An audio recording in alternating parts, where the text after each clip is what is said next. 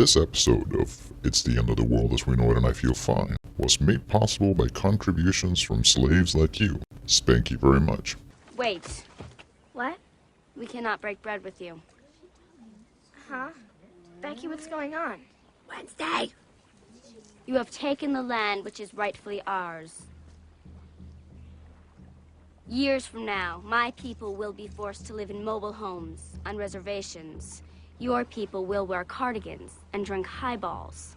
We will sell our bracelets by the roadsides. You will play golf and enjoy hot hors d'oeuvres.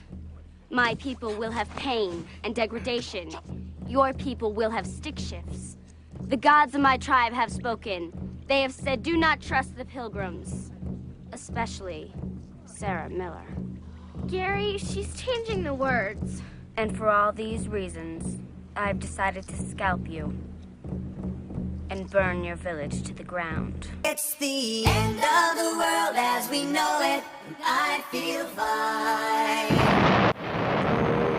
Good morning, slaves, and welcome to another edition of It's the End of the World as We Know It and I Feel Fine, the show where cops' lives don't matter.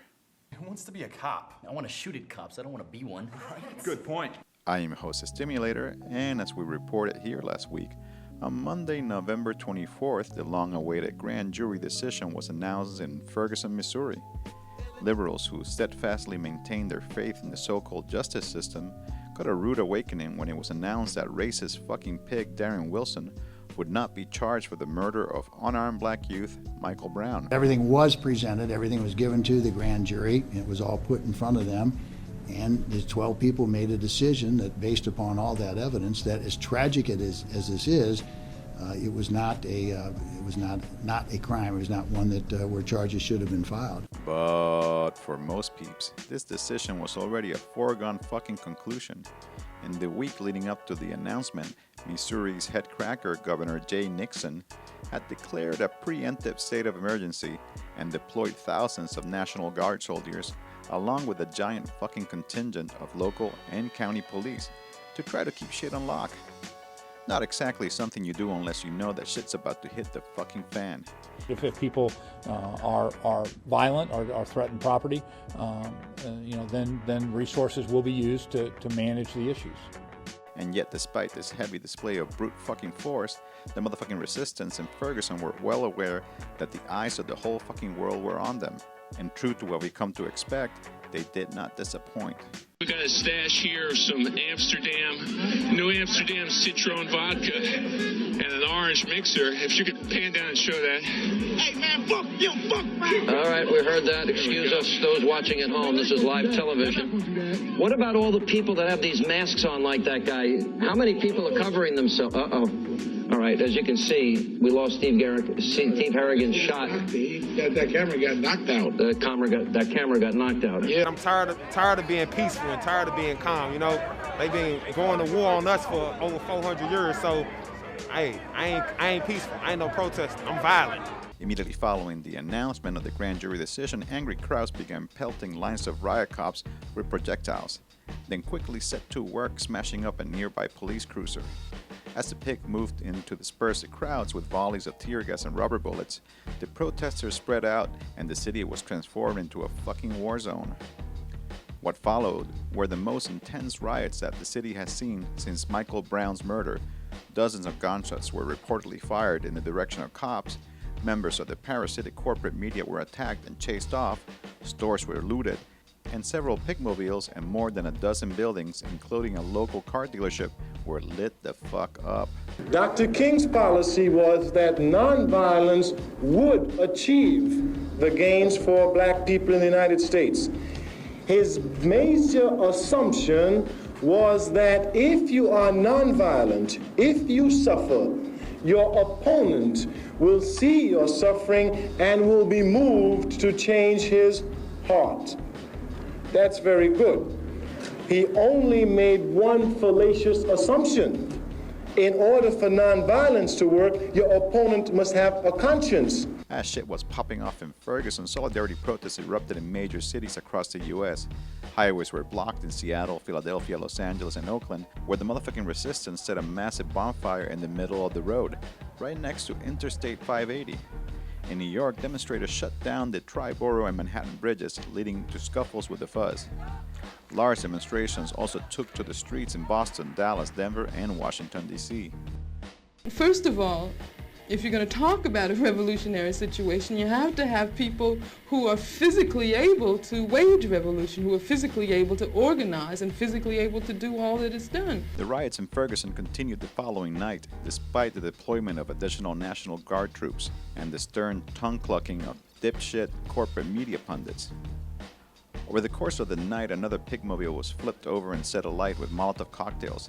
Several more businesses were looted and burned to the ground, and 2 FBI agents were shot and injured as they attempted to storm a barricaded building on the outskirts of town. I said 6 years ago that Obama was going to stir up race war in America. I'm on record saying it, let's not exaggerate, probably 3,000 or 4,000 times. I said a couple times a week. You do that, that's at least 300, 400, 500, maybe 1,000 times. I don't know. Conservatively 500 times. I don't know. You've probably heard me say it so much you're sick of hearing it. Now, I'm not a rocket scientist. Meanwhile, solidarity protests continued to spread and intensify as militant tactics employed in one city on Monday night were taken up by the motherfucking resistance in other cities on Tuesday. And with disruptive protests reportedly held in over 170 locations across the U.S. In Oakland, militants raised up flaming barricades, looted stores, and fought the pigs. Despite a tactical alert put in place by the LAPD, things also got rowdy in Los Angeles, where protesters built makeshift concrete barricades, blocked the highway, and hurled projectiles at police lines. One pig was injured when he was hit in the face with a frozen water bottle. Rowdy protesters also swarmed and overtook a police cruiser before turning it into a makeshift trampoline, in scenes reminiscent of a Lakers riot. In Minneapolis, a psychopathic fucking motorist drove his car right into a crowd of demonstrators before being swarmed by pissed off peeps and forced to make a hasty retreat.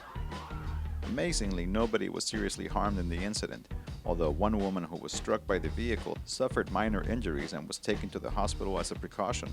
Undeterred, protesters continued on with their march and ended things up by blocking the northbound lanes of Highway 55.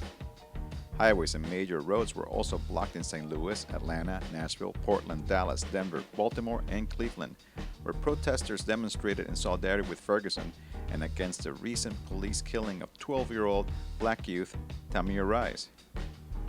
In New York, protesters squared off against the NYPD as they successfully blocked the Williamsburg, Manhattan, and Brooklyn bridges. The anger, the level of voices has only gotten louder, and they pick people up along the way.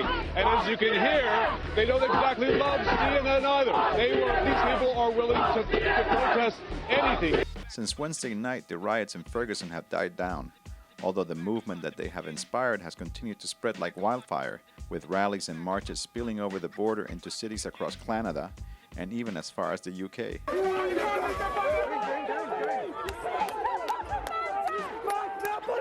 On Thursday, activists in New York disrupted the annual Colonial Macy's Thanksgiving Parade, leading to yet more scuffles with the NYPD as militants stormed barricades and ran into the street. And on Black Friday, the most sacred holiday of American consumerism, protests and actions were held across the country in solidarity with Mike Brown and striking Walmart workers. Malls and big box stores were blockaded across the country, and in the Mission District of San Francisco, militants smashed up several windows of high-end stores and made the pigs look like total fucking jackasses. Check this shit out. Fuck you! Fuck you! Fuck you!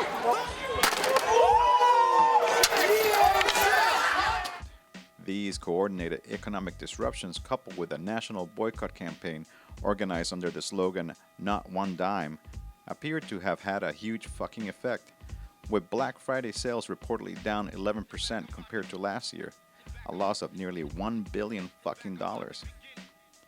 More recently, activists in Ferguson have begun a 7-day, 120-mile trek across Missouri to pay a visit to the house of Governor Jay Nixon. And a number of other creative campaigns are springing up, such as the Hands Up Walkout actions, where organizers have encouraged peeps to walk off their jobs and out of classrooms on campuses across the U.S. And finally, Darren Wilson, the Gomer Pyle-looking motherfucker at the center of these protests, resigned on Monday, a week after the grand jury announcement, apparently in response to the credible threats to the safety of his fellow pigs at the Ferguson Police Department. Wilson's resignation may be considered a victory by some, but it will likely do fuck all to stem the movement that has sprung up in response to his murderous actions. Now that the genie's out of the bottle and peeps are starting to come together to demand real racial justice, those in power in the United Snakes are going to have to deal with a lot more Fergusons in the coming weeks, months, and years.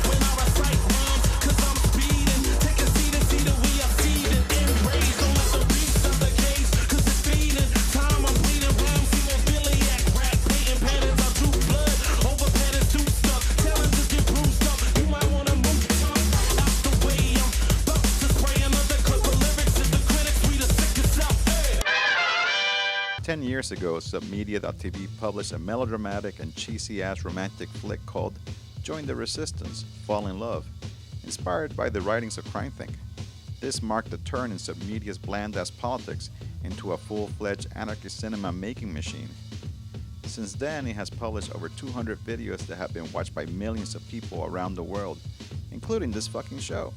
Ayo, Bo knows this, and Bo knows that, but Bo don't know jack, cause Bo can't rap. Well, what do you know? The D-Dog is first up to bat. No batteries included and no strings attached. No holds barred, no time for move faking. Got to get to loose so I can bring home the bacon. Brothers front, they say the chop can't flow, but we've been known to do the impossible like Broadway Joe. So sleep if you want, like who will help you get your Z's true.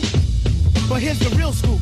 I'm all that and then some. Short duck and have some bust a nut inside your eye to show you where I come from. I'm vexed, fuming. I've had it up to here. My days of paying dues are over. Acknowledge me is in there. Yeah. Head for the border. Go get a taco. I see record from the jump street. Meaning from the get-go. Sit back, relax, and let yourself go. Don't sweat what you heard, but act like you know. So to find out more about this mysterious anarchist media outfit, I bring you Franklin López, a video ninja with Submedia.tv. Hey Frank, how the fuck are you? I'm doing great. So, isn't this a little self-serving, interviewing yourself on your own fucking show? Yes. Okay, enough with the pixelated shit. Can we see your fucking face? Sure. Is that better? I guess. So, why did you start making anarchist films?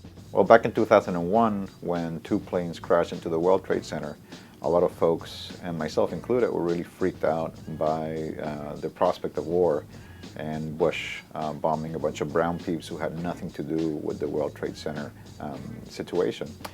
And so I joined the local indie media in Atlanta, Georgia, to help provide coverage to this new and growing anti-war movement that was springing up out of the 9/11 thing.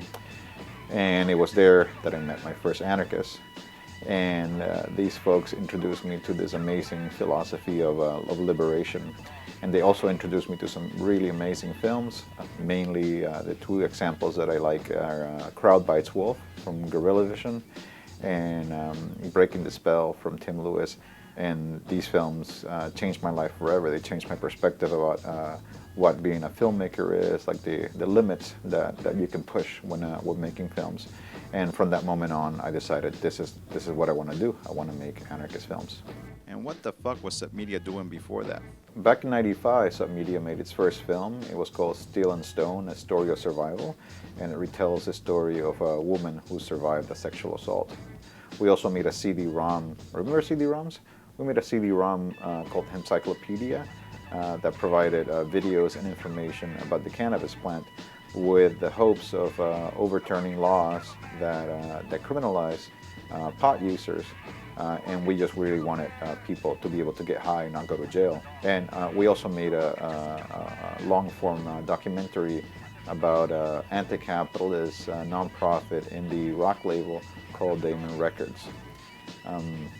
Back then, I was also a club VJ, and I made visuals for raves, for nightclubs, but also for experimental theater plays and for dance troupes.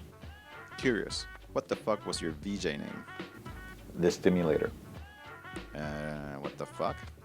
Anyway, why all the fucking riot porn? Well, it's not just riot porn. For the past, 20 years now, if you count the period before we were anarchists, we've made films about indigenous struggles, we made films about pot, as I said, we made films about migrant struggles, about the Olympics, environmental issues, and even a feature-length film about civilization called End Civ. There's a lot of really good video activists out there that focus on police brutality. And don't get me wrong, that's a really good thing to focus on. Police are a brutal institution. But I think there's a little bit too much of that. It's a little bit too much of us seeing ourselves getting our asses kicked on the screen. And one thing that I learned from films like Breaking the Spell is that we can actually take charge of the narrative. And when we do win, we should actually highlight that. The mainstream media already denigrates us on a daily basis, and so I want to make films that lift the spirits of people fighting, that celebrate our cultural resistance, and that generally, show us that we can also win. And how the fuck do you make this happen? I mean, get paid for making anarchist films?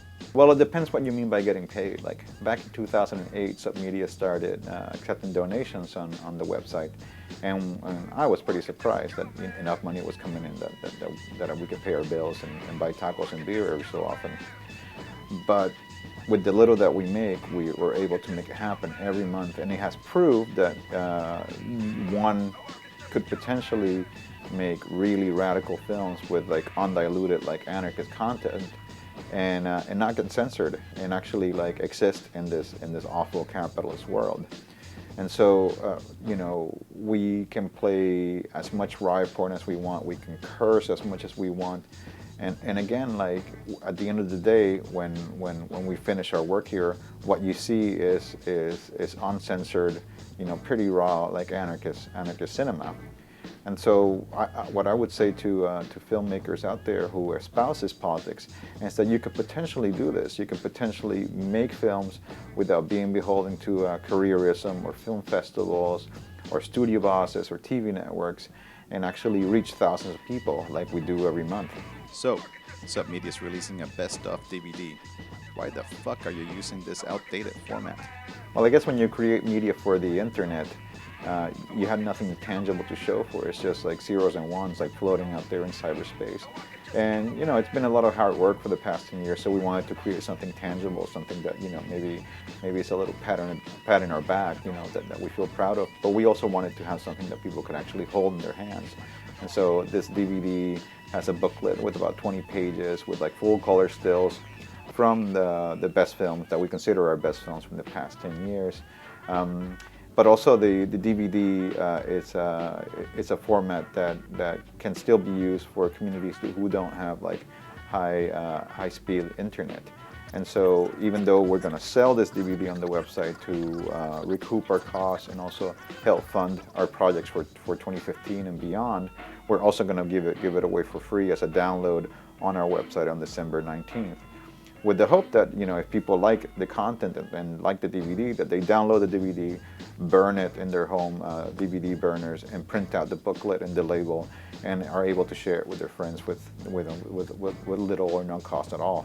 So what's up for the next 10 years? Well, we're expanding. More and more people are collaborating with us on our videos. We have plans to keep making the show in the old way that we were doing it, about twice a month, and maybe grow to 4 times a month, and if we can hack it. We're releasing a video collaboration with Crankthink early in 2015, and we are going to be engaging in a bunch of short film projects called What Are We Fighting For?, where anarchists and other freedom fighters tell us a story of their struggles, and a long-term feature-length project with the working title of Libertad that is going to attempt to tell the story of anarchy. Thanks, Frank. And that'll be it for this edition of It's the End of the World as We Know It and I Feel Fine. Thanks a lot to all the slaves who opted out of the Black Friday shopping frenzy and transferred me a few ducats so that I can feast on tacos this festive season. Kirk, Terry, Sydney, Marcin, Charles, Renzo, Thomas, Erica, Max, Preston, Tom, Audrey, Alexander, Desolation Surf Club, The Wongs, Sarah, Gregory, Peter, William, Christoph, Edward, Jonathan, Morris, Stephen, Miguel, Patrick, CJ Mack, NK, Christian, Kyle, Dylan, Shannon, Francois, Valentin, Yahe, Anders, Liam, Justin, and Evelyn, Tehuino. And super hot sauce gratitude to the newest members of the Ta Conspiracy: Keith, Scott, Shiva, Miguel, Steven, Carpe Locos Collective, Julia, Justina, and Manola. Molcajete. Also want to let you motherfuckers know that Submedia TV's DVD, A Decade of Subversion, is now available for pre-order with an expected ship date of December 15th. So head on over to submedia.tv/shop and order your copy today. If you're a fucking broke, we will make the whole fucking thing available for download on December 19th for free. And remember to send me shoplifting tips this holiday season, subscribe to my email list and podcast, or to watch hundreds of free videos, just visit my fucking website, stimulator.tv. And here's to another 10 of Anarchist Rockers.